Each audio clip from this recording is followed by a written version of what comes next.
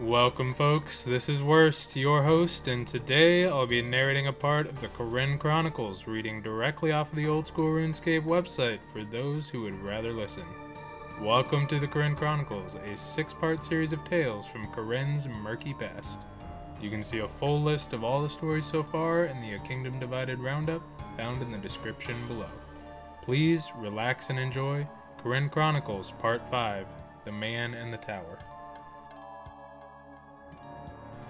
The man in the tower had been there a long while, or so he'd been told, and yet Ik Cho had never seen him before now. He'd looked much like any other human, dry, delicate skin, about 6 feet tall, and with a crop of untidy white hair atop his head. Ik Cho's job was to bring the man food, once in the morning and then again as the sun went down, and then leave him alone. He was not supposed to wait while the man finished eating. He was definitely not supposed to talk to him. But some 2 weeks into Ik Cho's new role as the man's sole god, he spoke, and Ik Cho spoke back. The man said, "Have you ever heard of a journal?" And Ik Cho replied, "No." Remembering he wasn't supposed to speak, he snatched up the empty tray and scuttled back to his assigned dwelling, where he spent the rest of the day cringing whenever someone said his name in case it was followed by, "The Yokol Ok wants to see you." But nothing happened.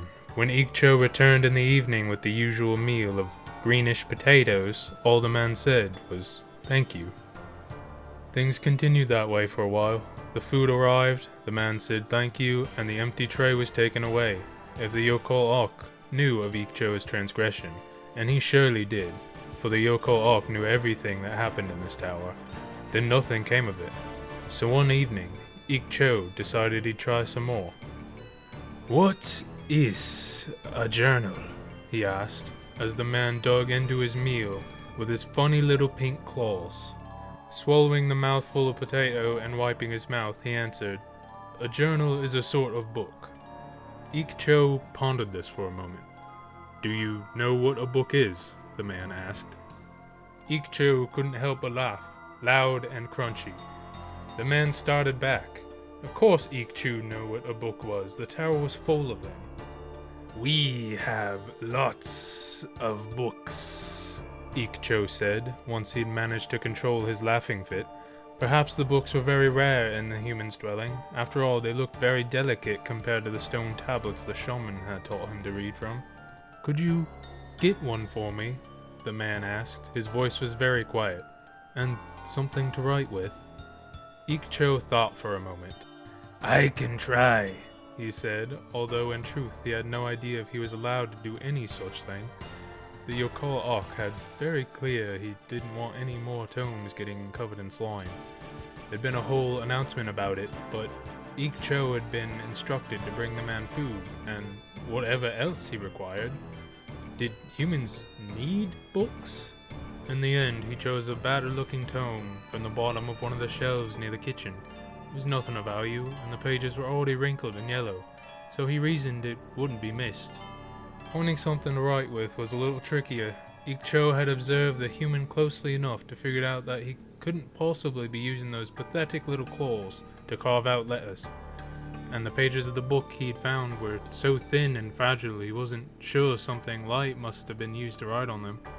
But Ik Cho's dwelling mate, Ekra, was assigned to cleaning duty. He picked up all kinds of interesting things, so when Ik Cho asked him how human books are written, he produced the right tool straight away. A feather. Ekra showed Ik Cho how the humans, and even the Yokol Ok, would dip the feather into some black, wet substance, and then use it to make words on all sorts of things. It was just what the human was looking for, and Ik Cho wasn't even angry when Ekra made him promise to trade him all his chili potatoes at dinner. He was just excited to see what the man in the cell would do with it. As Ik Cho had expected, the man was delighted with his book. He could be seen scribbling in it at all hours of the day. Ik Cho even began visiting outside his designated feeding times to see him writing and hear his stories. At first, the man didn't much like talking, but as Ik Cho's visits became more frequent and his questions bolder, he began telling all kinds of tales about the outside world. Mountains where blue flames burn, a terrifying monster that froze everyone who came near, red trees that grew so high you couldn't see the top. "Is that what's in your journal?" Ik Cho asked him after one particularly interesting description of a place where enormous trees reached up to the sky.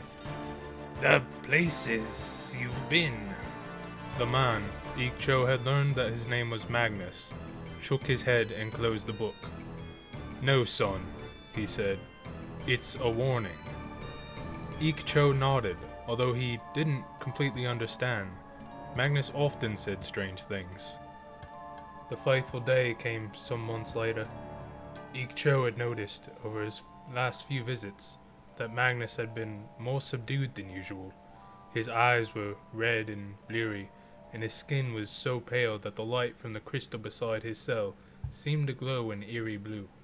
Ik Cho waited patiently as Magnus chewed his potatoes and eventually handed them back, only half finished.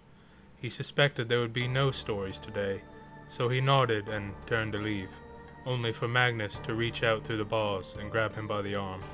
"I need your help," he hissed, handing Ik Cho the journal. The months of wear and tear had made it even shabbier than before, and several pages had come loose from the binding. "I need you to get this outside," Magnus said. "To the rest of Kourend. They have to know." He began to wheeze and cough. They have to stop him," Magnus finished. When his coughing fit had subsided, Ik Cho wordlessly handed him a cup of water. Ik Cho hesitating before he answered. "I can try," he said. He wished he could say more, but that seemed good enough for Magnus. The man let go of the journal and sat back on the patterned flagstones of his cell. "Thank you," he croaked. Ik Cho scurried out of the prison, clutching the journal tight to his chest. What was he supposed to do? No lizard man had ever left the tower. It was a war zone out there, fit only for the strongest warriors.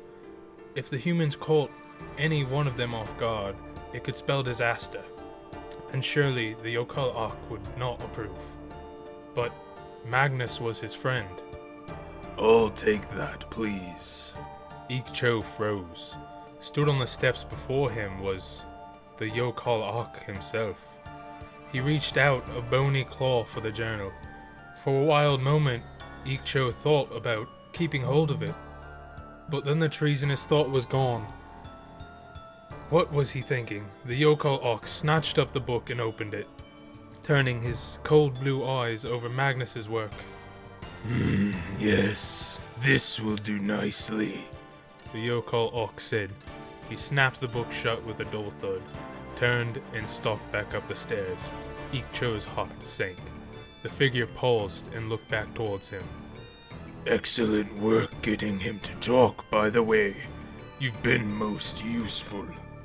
Then, with a laugh that echoed around the tower's walls, the Yokal Ak left, taking the journal with him. The next day, Ik Cho found himself promoted to the Yokal Ak's personal guard. He never did see the man in the cell again, but every so often when he looked out at the tower window at the sprawling human settlements in the distance, he wondered whatever did become of Magnus's journal, and what terrible danger was he trying to warn them about.